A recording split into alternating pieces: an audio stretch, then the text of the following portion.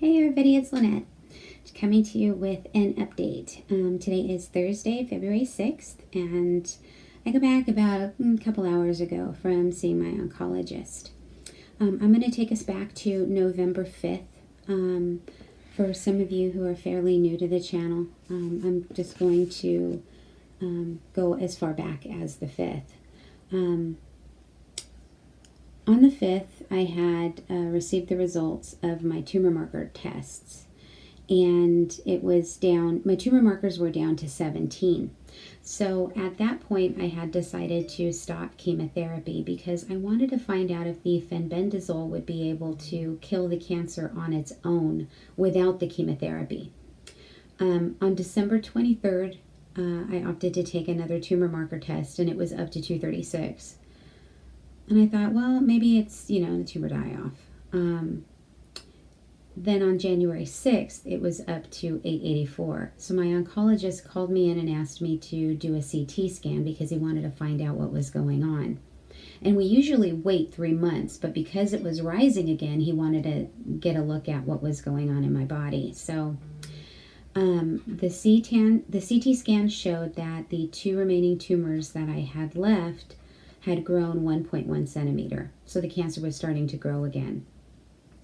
And at that point, he wanted to schedule me back to go on chemo. So at that point, I thought, okay, I don't want to go back to taking both the gemcitabine and Abraxane. I just wanted to try one of the toxins to see if it would work with just one. So I did take another tumor marker test on the 14th, which was the day before I started chemo, because I wanted to have an accurate representation of what my tumor marker was when I started chemo. And 3 weeks later, or 3 doses later, I wanted to take another tumor marker test so we could see if it was going to continue to go up, stay the same, or drop. Of course, with the hope that it would drop. So I started chemo on the 15th, just the gemcitabine. I have not stopped fenbendazole at all. I will not stop fenbendazole. So I did a test on the 4th, and my results showed that my tumor markers are now up to 2,093. Now, some people would panic at this point, but to give you a little history, I had a Whipple surgery on April 2nd of last year. And 1 month after that surgery, my tumor markers were up to 4,000. Now, I had spoke with my surgeon and my oncologist about it because I was concerned, because my margins were negative and my lymph nodes were clear. Okay, so, for all we knew, the cancer was gone once the surgery was complete. So they had explained to me that after surgery, you have a lot of inflammation in your body, and it could cause a false positive on a tumor marker test. And they advised that I wait another month. Well, I did that, and it was up to 12,900. So 1 month's difference from 4,000 to almost 13,000. My cancer, unattended to, is an aggressive little bitch. Pardon my French. So these slow increases, these slow rising increments, they don't concern me as much. Of course, I'm concerned that the cancer is growing, but I'm not freaked out because it's, my cancer has shown us how aggressive it's been before. And this is just a gradual growth. So today when I went to talk to my oncologist, he asked me what I wanted to do. He suggested that I do Folfirinox, which is Folfirinox without the irinotecan. And it's a really strong protocol. The Folfirinox protocol is stronger than the gemcitabine and Abraxane. Gemcitabine and Abraxane, I'm going to refer to it from now on as Gembraxane, is traditionally given to the elderly. And I chose to have that after I had major surgery because I just thought the Folfirinox protocol was going to knock me on my ass, and that wasn't something I wanted to deal with right after surgery. So And when I was on the Abraxane, along with Joe Tippens Protocol, it beat the hell out of the cancer. My tumor markers dropped rapidly. Okay. What I've decided today, after speaking with my oncologist, I'm going to add the Abraxane back in. I had such great results with it the first time around. I don't think there's any reason why I wouldn't have the same results this time around. It's a possibility because we all know cancers are a little bugger. It'll try to find its way around whatever you're killing it with. So I am going to do the full dose of gemcitabine and Abraxane. When I was just doing the gemcitabine, I was doing it every Wednesday. But because the Abraxane is harder on me specifically with neuropathy, and it does knock my hair out. I don't care about that. You guys know I love wigs. That's not even an issue. But the neuropathy is a problem. And I'm going to look into, supplementation or other things that could help me with the neuropathy. Magnesium, my oncologist said that, in the past there were studies about magnesium and neuropathy, but it was very inconsistent. The results weren't consistent. So you guys know I treat myself like a guinea pig sometimes. So I'm going to try some magnesium, and I'm going to look online and see what other information I can find. If any of you know or can make any suggestions about how to combat the effects of neuropathy, please let me know in the comments below. So because the Abraxane is coming back in, I will be having chemo every other week. And I believe it's going to be on a Wednesday because it's going to give my body time to heal. And it'll also save my platelets because Abraxane does kind of pound your platelets a bit. My Zarzio shots, I was currently taking 3 shots a week. That's going to increase to 5.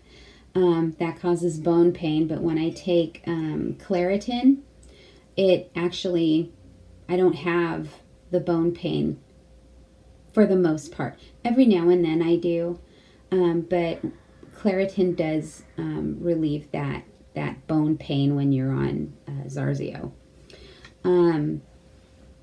What else? We also decided that after 3 cycles of the Abraxane, I am going to take another tumor marker test. So that's going to be about 6 weeks, I believe, to see, what kind of effect I will currently be having. So, and I'm expecting the tumor markers to drop. What I explained to him, though, is if they do not, then I will be going on Folfox. Not Folfirinox, but Folfox, which is going to kind of suck because the oxaliplatin makes you really sensitive to cold. And they explained that to me the first time. The first time I was taking it, and I gave my oldest son quite a laugh because I forgot all about it. Came home, took a big old gulp of cold water, and coughed like a cat coughing up a hairball. And that is a very accurate description. It felt like a billion needles hit my throat at once. So, if I have to go back on Folfox, it's unfortunately going to be the warmer months for where I'm living in California, and it's going to suck not being able to drink cold water. Usually that dissipates by the time it gets close to my next dose. So there's not much time in between to heal from that, be able to drink normally, and then get the next dose. Folfox is also an every other week protocol. So, here's my little fur baby. Sorry. It's okay. This is my fur baby. Oh, this is Gary. I'm going to put him down. Gary, come here. There you go. He was gifted to me by a very, very awesome friend of mine. And I just love him. He's my little baby. So anyways, if anybody's wondering, because I get asked a lot, he's half Pomeranian and half Maltipoo. And my daughter's having a blast with him right now. He gets lots of love in this house.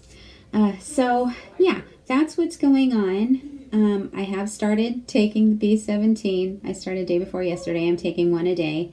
I don't know if I should increase it. I'm gonna, I'll let you know what I do as I go along. Again, you guys know I try things. But when I heard my tumor markers went up again, I'm like, I threw one back in my head and took it. So I will be on B17. And I believe I showed you in a previous video, but I am taking turkey tail mushroom to help me not only fight cancer, but help my immune system recuperate from the chemotherapy. So my little guy's back. So that's the update, guys. I'm gonna do a little research for, relief for the neuropathy.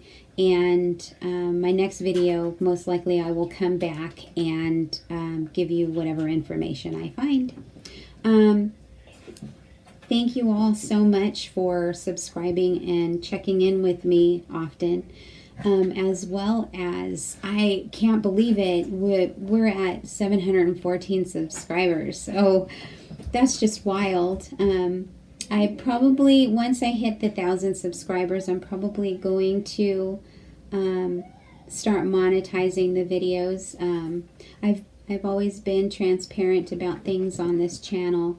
I'm hoping that if you have cancer, medical bills are absolutely ridiculous. So if I could, get a little money from monetizing the videos, that'll help me buy my supplements and pay some bills. That'll be awesome. So thank you guys so much for subscribing and the likes and the comments and just being yourself. I mean, I've said it several times before. You people warm my heart. And I really, really hope that these videos are helping as well. That's why I started the channel in the first place. I couldn't find much information on YouTube. And the channels that I did find, I would cry because you'd watch videos of people and you knew that they passed away, and it's just, it's hard. So I really hope all of this information that I'm putting out there helps. And please continue to send me tips and information. I may not implement them all myself because I'm kind of afraid of mixing up supplements and medications, because I am on like levothyroxine for my thyroid. I'm on metformin for my diabetes. At one point my doctor wanted to decrease my metformin, but I told him no, because it fights cancer. It blocks at least one pathway for cancer. And I'm just monitoring. You wouldn't be able to see it, but I have so many like stick marks on my finger from blood tests because I monitor my blood sugar very closely. My blood sugar levels are great. My A1C is great. So I monitor it closely so that I don't drop too quickly, because that wouldn't be good either. So yeah, thank you all so much for the suggestions, the messages, the likes, the comments, and your subscriptions. Thank you. I'm hoping I can do another video. Tomorrow's Friday. I'm hoping I can do another video around Monday or Tuesday. I want to get it done before my chemotherapy. I'm supposed to have chemo on Wednesday, but I don't know if they're going to change that schedule because I now am doing 2 toxins instead of the 1, and it usually takes longer. I think it takes a half an hour to an hour longer. Gemcitabine will take a half an hour, but I believe Abraxane may take an hour to an hour and a half. But I'll let you guys know about that. And if you want me to do another video where I go in, I put the lidocaine on my port, I go in and show you how it's administered and all of that. It's pretty much the same. But if you'd like to see that again, let me know and I will be more than happy to record that for you. Okay? Thanks for checking in, guys, and I'll see you again soon. Bye. Hey, I'm back really quick with a little question. What is that? I was editing the video and noticed that I had a little friend throughout the whole video. I mean, really? Bye.